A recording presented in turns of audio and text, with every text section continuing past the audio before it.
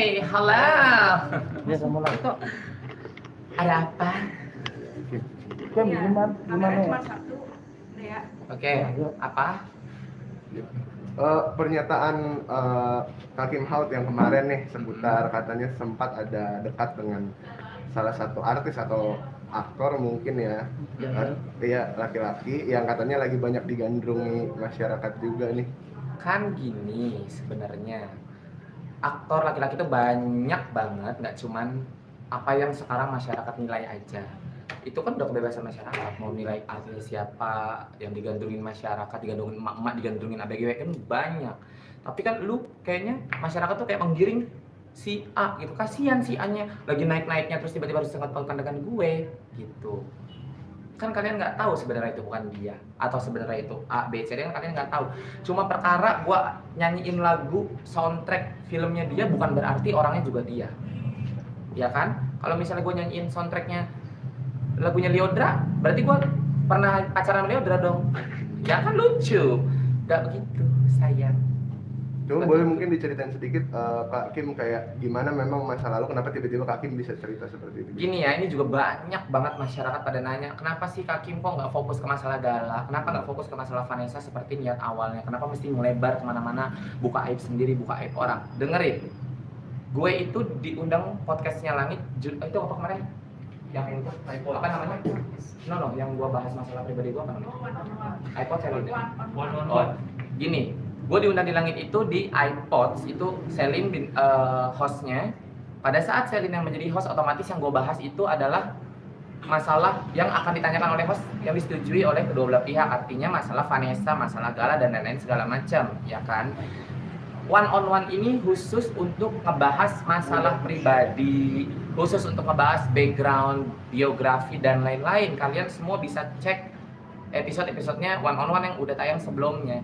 Jadi kalau sekarang terus tiba-tiba kemarin gue diundang sama one on one, yaitu menceritakan masa lalu gue, menceritakan masalah pribadi gue, otomatis semua yang pernah berperan dan hadir di hidup gue akan terbawa. Siapapun itu akan terbawa.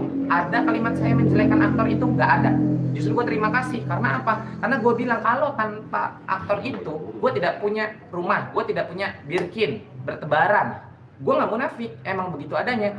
Tiba-tiba sekarang orang berkomentar, kenapa Kak Kim jadi ngelebar kemana-mana? Kenapa Kak Kim nggak fokus di Gala? Itu acara one on one.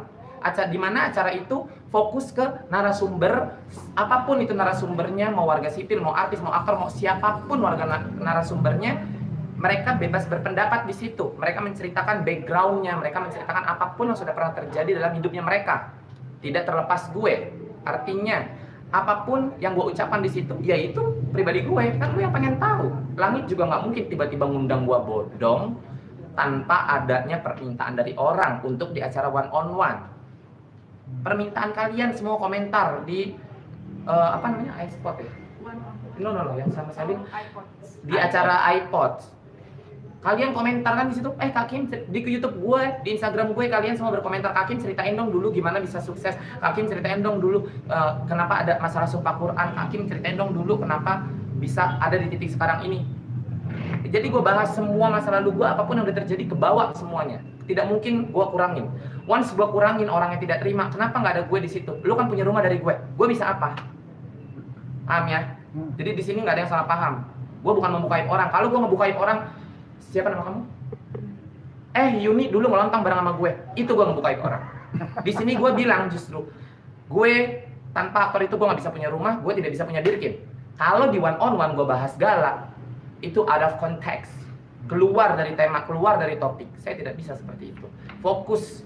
Lu mau gue fokus, ya udah gue fokus. Lu bilang gue jadi diri gue sendiri. This is the way I am. Pada saat gue jadi diri gue sendiri, ya you need to accept it just the way I am gitu. Lu harus terima semuanya. Itulah kenapa dari pertama kali gue live, gue selalu membuka siapa diri gue. Karena apa? Karena gue nggak mau kalian tahu masa lalu gue dari orang, nyampe di kuping gue, itu akan menjatuhkan gue dan akan buat gue malu. Mendingan lu tahu nih dari bacot gue sendiri, gue mau ngomong apa, mau nyeloteh apa, terserah gue. Gitu. Kak Kim, berarti masa lalu bersama sang aktor itu pun menjadi masa lalu yang apa ya, cukup Ya indah lah, nggak munafik gue. Masa lalu itu indah, aktor itu banyak gini loh, banyak berkontribusi di hidup gue, ngasih ya rumah gue tadinya dari kayak cuman gue ngontrak yang cuman 700.000 sebulan, gue tinggal di kontrakan, akhirnya gue bisa punya rumah gitu di Bekasi, di Cibubur. Ya gue tidak munafik, itu dari dia, gue tidak menjelekkan dia. Dan aktornya gue tidak pernah menyebutkan si siapa namanya Yuni, misalnya nih ada aktor namanya Yuni, gue pacaran nih, kan gue tidak begitu. Masyarakat sendiri yang menilai cuma perkara gue salah nyanyi lagu. Balik lagi, kalau misalnya gue nyanyi genggam tanganku sayang, berarti gue pacaran sama Lyodra dong. Kan itu kalian menginterpretasikan sendiri, tidak keluar dari mulut saya tiba-tiba tagline aktor dekat dengan itu fitnah nanti jatuhnya, terlepas itu benar atau tidak. Ya balik lagi, kalian bebas berpendapat. Ya, saya juga diundang di one on one, itu bahas saya gitu loh. Tapi Kim, aktornya ini sendiri merasa gimana gitu setelah lu sebut? Enggak, aktornya aja biasa aja, enggak yang merasa gimana-gimana. Kita masih hubungan sampai kita akhirnya teleponan karena ada berita hebat, enggak masalah. Maksudnya gini loh, berita itu kok malah mantan gua bener nih, malah ngomong gini, ih kasihan banget masa yang lagi naik daun disangkut-sangkutin sama gue. Itu aktornya sendiri yang pacaran sama gue sampai ngomong apa, ya Allah kasihan dong itu inisialnya, sampai disebut, sampai dibilang pernah pacaran sama gue. Gue live di TikTok aja selalu berstatement gue tidak pernah kenal dengan aktor itu.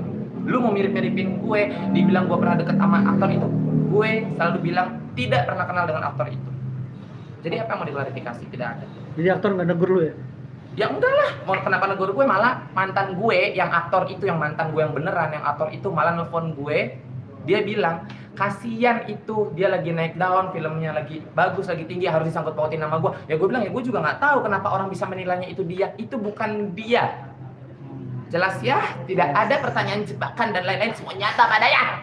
Emosi deh gue. Kelanjutan dari yang pelaporan Laporan yang mana, Sob? Yang pelaporan yang inisial M. Iya, yang Nina nanti gini, itu udah dilayangkan somasi, ya kan? Somasi sudah dilayangkan, dia juga sudah minta maaf, tapi menurut gue itu terlalu biasa banget minta maafnya. Gue nggak butuh itu. Seperti yang sudah tayang di one on one, seperti yang sudah tayang di one on one, ya dia bikin gue malu. Itu kan gue juga tidak menyangkal dari awal. Balik lagi nih, kalau lu bener udah lama ibaratnya follow gue, ngikutin update gue, lu pasti tahu gimana jalur hidup gue sampai akhirnya gue diundang untuk ceritakan masa lalu gue, ya terus tiba-tiba kalian komentar tuh lucu. Jadi untuk Nina, ya saya sebutin namanya, sudah saya somasi, sudah saya layangkan semuanya, dia hanya minta maaf biasa aja. Saya maunya dia minta maaf seperti apa yang tayang di langit di one on one. Cium kaki saya, bukan saya menuhankan diri saya. Balik lagi, dia sudah buat saya malu, saya sudah mengaku itu memang benar, tapi sudah selesai, sudah lunas. Lu harus melakukan. Tapi proses pelaporan itu akan berjalan terus atau gimana Kak? Ya, gua sih memaafkan, tapi balik lagi negara Indonesia memiliki hukum yang berlaku. Kita hormati semua proses hukum. Udah masuk berarti laporan dari Somasi Kak Kim sudah. somasi. Dia lagi minta maaf, tapi gua balik lagi, gua tidak terima maaf itu.